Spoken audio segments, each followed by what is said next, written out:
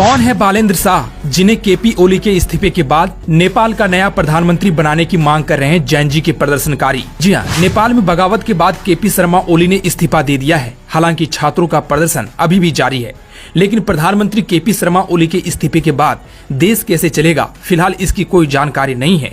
वहीं केपी ओली के इस्तीफे के बाद एक नाम की खूब चर्चा हो रही है और वो नाम है बालेंद्र शाह, जो बालेन शाह के नाम से चर्चित है।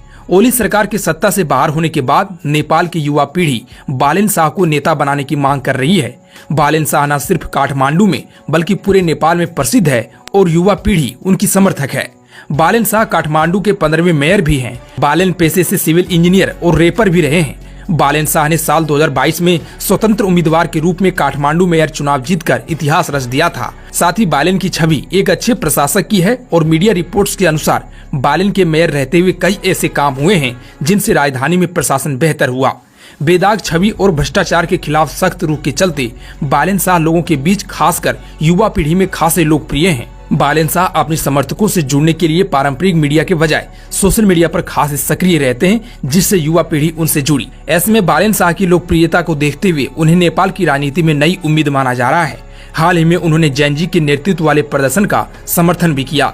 आपको बता दें कि नेपाली जनता भ्रष्टाचार के चलते राजनीतिक दलों से नाराज चल रही है, लेकिन बालेन शाह किसी पार्टी से जुड़े नहीं हैं और ये बात भी उनके पक्ष में जाती है। सोशल मीडिया पर बालेन शाह से देश का नेतृत्व करने की अपील की जा रही है। खासकर फेसबुक पर बालेंद्र शाह के समर्थन में पोस्ट की भरमार है, जिनमें नेपाली युवा बालेंद्र शाह से नई राजनीतिक पार्टी बनाकर देश को नई दिशा देने की गुहार लगा रहे हैं। हालांकि बालेन शाह भारत को लेकर कई बार विरोधी बयान दे चुके हैं, फिर भी पूरी तरह से उन्हें भारत विरोधी नहीं कहा जा सकता, क्योंकि कई बार उन्होंने भारत को लेकर तंज कसा है। ऐसे में अगर बालेन शाह वाकई प्रधानमंत्री बनते हैं तो भारत को बहुत सावधानी से अपनी नेपाल नीति बनानी होगी। बालेन शाह अतीत में कुछ ऐसे बयान दे चुके हैं जिसे भारत पर तंज कहा जा सकता है, जैसे उन्होंने एक बार नेपाल की सरकार को। इसके अलावा उन्होंने आदिपुरुष फिल्म को राजधानी काठमांडू में बैन कर दिया था, क्योंकि फिल्म में सीता माता को नेपाल की जगह भारत की बेटी कहा गया था और बालेन ने सीता माता को नेपाल की बेटी कहा था, जो सही भी है।